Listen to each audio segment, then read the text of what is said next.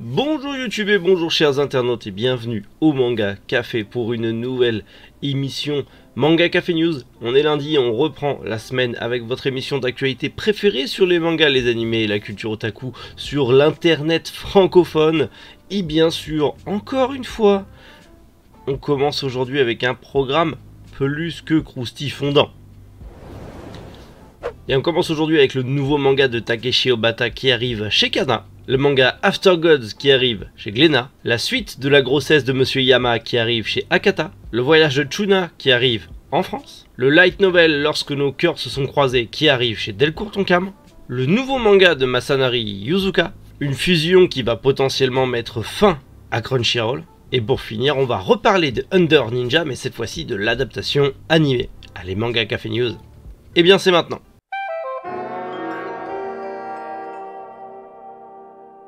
Takeshi Obata de retour en France chez Kana avec Showa Shoten. Alors, il n'est pas seul, bien sûr, sur ce tout dernier shonen, puisqu'il est au dessin, mais au scénario, on retrouve Akinari Asakura, qui, en gros, c'est son premier manga à Akinari Asakura. Donc du coup, pour un premier manga, travailler avec Takeshi Obata, c'est une bonne nouvelle. Ça a son petit succès, c'est en prépublication dans le Jump SQ de la Shueisha, et du coup, ça arrive enfin en France. Le premier tome est prévu pour le 23 juin chez Kana, et ça c'est plutôt cool, dans la collection Shonen. Et en gros, on va y suivre un jeune homme qui veut tout faire pour devenir artiste de stand-up, comique de stand-up. Bon, ça reste du slice of life, school life, avec un petit côté comédie. À voir ce que ça va donner. Bien, personnellement, je sais que c'est du Obata, donc je vais sûrement aimer. Mais on verra en mois de juin, pour voir ce qu'il en est. Je me réserve de lire à la sortie officielle en France. Je n'irai pas les scans. Et ceux qui sont à jour sur les scans ou autres, merci de ne pas spoiler. Le manga After Gods arrive chez Glénat, c'est prévu pour le 6 septembre. Oui, là aussi, on a encore un peu le temps, mais ça arrive en tout cas chez Glénat. C'est un manga justement de Sumi Eno qui est en prépublication actuellement dans le magazine Ula Sunday. Et pour l'instant, je ne connais pas, étant donné que je ne lis pas de scan. Mais on est sur de la SF, en tout cas sur du fantastique SF. En gros, les divinités ont envahi Tokyo. Alors pourquoi Tokyo, je sais pas. Ils ont sûrement envahi la Terre, mais admettons, ça se passe à Tokyo. C'est comme les trucs en France, ça se passe toujours à Paris. Bon, au Japon, ça se passe toujours à Tokyo. À peu près. Et du coup, un jeune homme va faire en sorte d'aller sauver son amie d'enfance, mais celle-ci est possédée par quelque chose.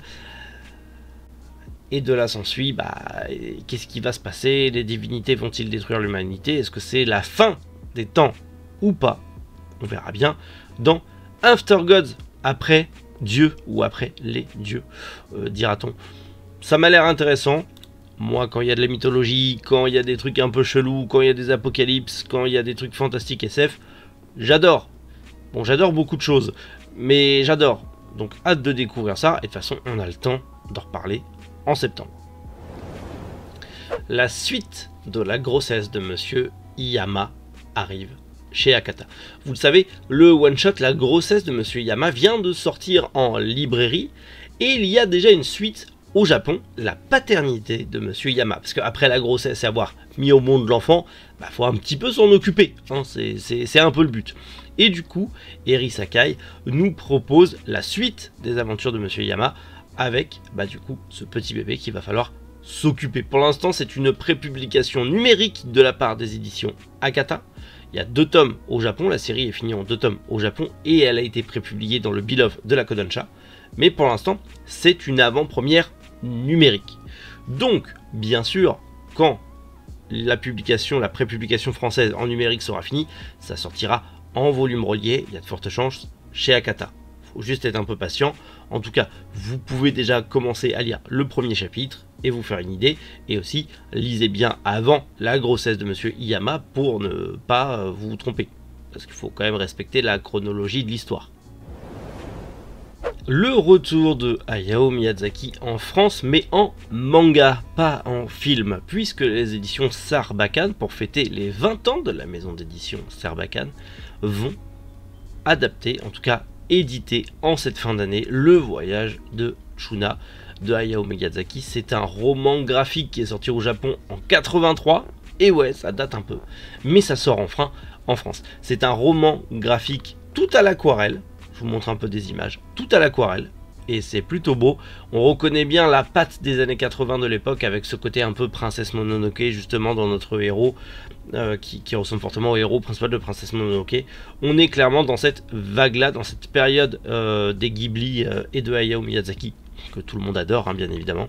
Et en gros, bon, on va y suivre Shuna, un jeune prince, qui va partir à la recherche de nouvelles graines, de nouvelles semences, pour nourrir son peuple, qui malheureusement dépérit et finit par mourir de faim, car les terres sur lesquelles ils vivent sont trop arides et ils n'arrivent pas à cultiver correctement. Ils n'ont plus de graines, plus de semences, ils vont mourir de faim. Donc il part en voyage à la recherche de nouvelles plantations, de nouvelles semences, de nouvelles graines pour sauver son peuple. En gros, ça sort le 1er mai, dans une belle édition selon les éditions Sarbacane. Ça sera le plus gros tirage des éditions Sarbacane, puisque c'est un spécial 20 ans. Alors est-ce qu'il y aura un collector pour les 20 ans? Je ne sais pas encore. Mais en tout cas, on en reparlera si on a des nouvelles sur cette édition, et s'il y a un petit collector ou autre qui passe par là, on en reparlera au mois de novembre, ou même un peu avant. On a encore un peu le temps de partager plein d'actu d'ici là.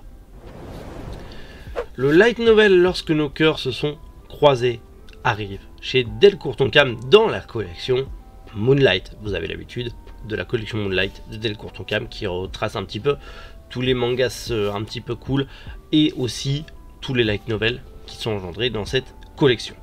Il faut savoir que Lorsque nos cœurs se sont croisés est un light novel de Natsuki Hamasawa, que vous connaissez peut-être pour ce qu'il reste de nos souvenirs. En tout cas, c'est prévu pour le 10 mai, c'est un petit peu plus proche, au prix de 12,50 € le light novel. Et du coup, en gros, on va y suivre un jeune homme qui n'a pas eu le temps d'avouer ses sentiments à la fille qu'il aimait, puisqu'elle est morte dans un accident. Et au fur et à mesure du temps, il va se ressasser ce qu'il aurait pu faire, ce qu'il aurait pu vivre avec elle, tous ces actes manqués qu'il malheureusement n'a pas pu accomplir. Et le jour où il arrive un petit peu à l'oublier, en tout cas à passer à autre chose, à faire son deuil, la jeune fille apparaît juste devant lui. Comme quoi, est-ce qu'il va pouvoir vivre son histoire d'amour? Que va-t-il pouvoir faire? Est-ce que c'est réellement elle? Est-ce que c'est une apparition, une hallucination, un esprit? Vous le saurez dans Lorsque nos cœurs se sont croisés à nouveau. C'est le titre du light novel. Je suis pas light novel, mais l'histoire m'intrigue. En même temps, quand il y a des fantômes comme ça, moi ça m'intrigue toujours. Mais ça m'intrigue. Pourquoi pas avoir potentiellement aussi, Delcourt Tonkam sortira l'adaptation manga quand il y en aura une, s'il y en aura une. Je ne sais pas, mais on en reparlera encore une fois sur la chaîne.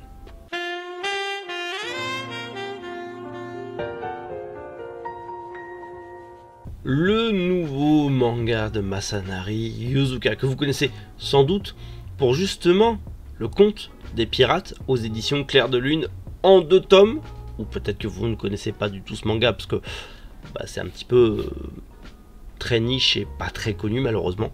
Mais en tout cas, l'auteur revient au Japon avec un nouveau titre médiéval, Kishio no Shotaku. J'ai réussi en anglophone, King of Night Dining Table. Parce qu'on dit pas Knight, on dit Night. Parce que vous me le dites tout le temps, mais moi j'aime bien dire Knight. Bref, ma France, tu l'aimes ou tu la quittes, au nom de Dieu. Bref, l'histoire se déroule au Moyen-Âge et on va y suivre un jeune garçon, un jeune écuyer qui rêve de devenir chevalier. C'est un manga qui est en tout cas un nouveau manga qui est en prépublication pour l'instant au Japon, dans le Shonen Seiyun de la Kodansha, et il a fait la couve et c'est plutôt cool à voir ce que ça va donner.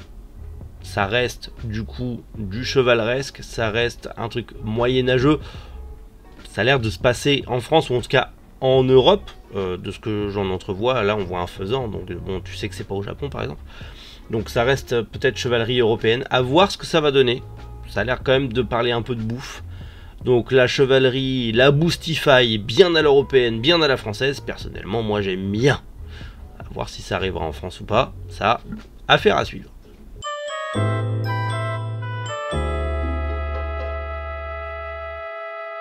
Le début de la fin pour Crunchyroll, c'est pas réellement putaclic, mais on sent que ça part un peu en live. La fusion entre Funimation et Crunchyroll est faite. On en avait déjà parlé dans le Manga Café News à plusieurs reprises. Ça s'est fait courant 2022, c'est officiel en 2023 et du coup 85 postes ont sauté. Suite à cette fusion, il y a eu des postes qui étaient doubles, voire triplés. Des postes d'animation, de marketing, de community management et autres. Et pour parer à ces doubles postes, voire ces triples postes qui au final étaient un petit peu inutiles, ou en tout cas la société mère n'avait pas besoin, ils ont licencié 85 personnes pour faire de la place. Et donc c'est surtout les firmes françaises, américaines, allemandes, australiennes et moldaves qui ont surtout pâti de cette fusion et qui du coup ces gens de ces différents pôles de Crunchyroll et Funimation ont perdu leur emploi. Vous le savez, Crunchyroll, Funimation, maintenant ça fait partie de Sony. On l'avait déjà vu en 2022, rappelez-vous, on en avait parlé de cette fusion avec justement l'arrivée du premier animé de Trigun, Megalobox, mais encore récemment, Konosuba qui est arrivé, qui à la base était dispo que sur Funimation, qui est arrivé sur Crunchyroll. Et ça continue de se rajouter, notamment toute une sélection de séries nostalgiques des années 2000, le début des animés fleuves des années 2000, et vous le voyez, on en retrouve plutôt pas mal. On a bien sûr Afro Samurai, mais Black Cat, incroyable, Chrono Crusade, très apprécié aussi à l'époque, Dragon The Resonance, cet animé est juste incroyable, Fractale, Kaleido Star, Kid Grade, Magicano, Pretzer, Romeo X Juliet, que beaucoup de ceux de ma génération connaissent, comme Rosario plus Vampire, Samurai 7, Sengoku Basara, End of Judgment, Shangri-La, Salty Ray, Speedgrapher et enfin X de Clamp. Tout ça est déjà disponible, du coup, sur Crunchyroll, actuellement en VOST-FR. Mais cette fusion est en train d'amasser d'autres diffuseurs, mais surtout d'autres studios d'animation qui sont en train de se regreffer à Crunchyroll. Des gros contrats sont en train de se négocier, et notamment des gros contrats de récupération des animés fleuves des années 2000. Cela, ce n'est que la première vague. Il va y avoir beaucoup d'autres animés fleuves des années 2000 qui vont arriver sur Crunchyroll. On peut penser notamment à Mon Prof le Tueur Reborn. Reborn pour les intimes, animé incontournable des années 2000, en tout cas deuxième partie des années 2000. Pareil, on en a beaucoup. Il y a déjà Crunchyroll, il y a déjà Naruto sur Crunchyroll.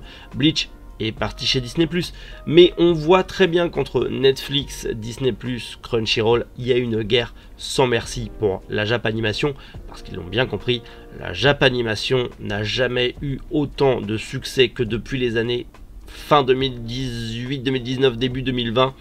La Japanimation ne fait que enfler, c'est comme les ventes de mangas, ça ne fait que enfler, et Sony et le géant américain Crunchyroll veut avoir sa grosse patoune bien velue dessus, et essayer de choper le plus de parts de marché, quitte à faire sauter des têtes, mais également à foutre un gros coup de pied dans la fourmilière. Mais justement, on le sait, on en a déjà parlé, et ce gros coup de pied dans la fourmilière, ça agite un petit peu tout le monde, mais derrière il y a Disney, Netflix perd des parts de marché, mais Disney, lui, en gagne. Il est en train de choper pas mal de gros animés. On l'a vu avec Tokyo Revenger et la dernière saison de Bleach. Du coup, est-ce que Crunchyroll est réellement en danger? Est-ce que c'est le début de la fin pour Crunchyroll? On le sait, ils ont eu des soucis. Des doubleurs en VF qui ont été mal payés, voire virés, comme pour One Piece par exemple, où les doubleurs ont été virés parce que finalement, bah non, t'es trop cher, on va en prendre d'autres pour faire les voix de personnages tertiaires parce que ça nous emmerde. Il y a eu plein de gros problèmes, que ce soit dans l'univers de l'animation et l'univers du manga avec le rachat de Kazé, la transformation de Kazé en Crunchyroll. Crunchyroll est en train d'avoir une très mauvaise image. En plus de pas mal de bails, un petit peu de détournement de fonds et tout ça qui y a eu. J'en parlerai peut-être dans une vidéo vraiment spéciale, même si j'en ai déjà parlé. Il y a plein de nouveaux sur la chaîne et je le vois en commentaire, vous êtes en mode mais comment tu sais ça, nanana. Mais oui, mais j'en ai déjà parlé les copains, faut suivre un petit peu l'actu malheureusement quand vous arrivez en cours de route.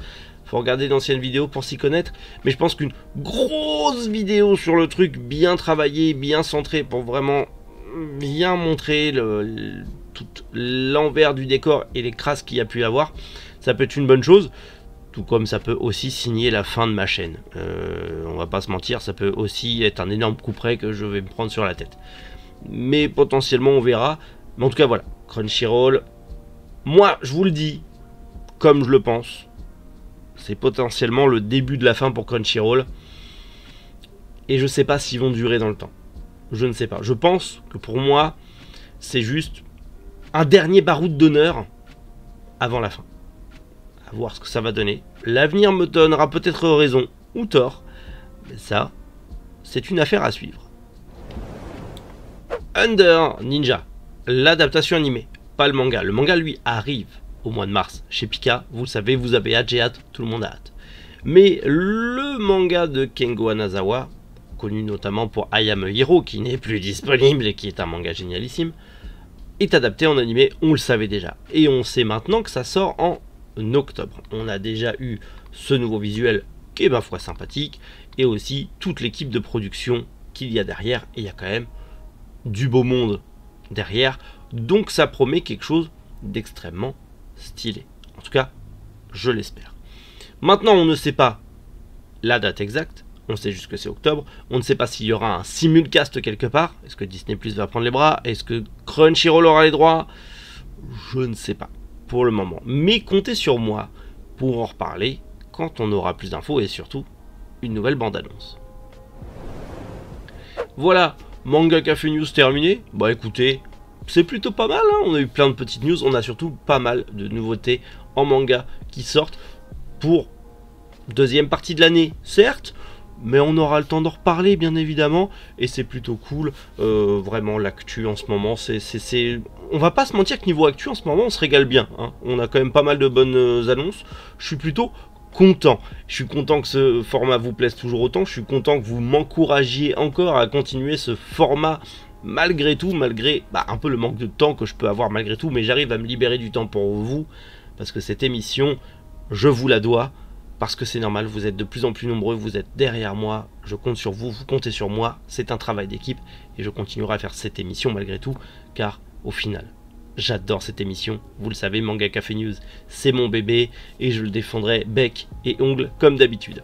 Bref, nous on se retrouve demain matin, comme d'hab, 7h, ça fait toujours plaisir, pour, je l'espère, plein d'autres news, mais j'ai pas parlé de toutes les news qui sont tombées ce week-end, parce qu'il y en a eu tellement, ça aurait fait une vidéo de 2 heures, ça aurait été trop chiant, donc il y aura quand même quelques news croustifondantes demain. Mais on n'est pas à l'abri de tomber encore sur d'autres dingueries qui vont être annoncées aujourd'hui ou demain. Donc, rendez-vous demain 7h. Prenez soin de vous et passez une excellente journée. C'était Méric, Boujou, les internautes.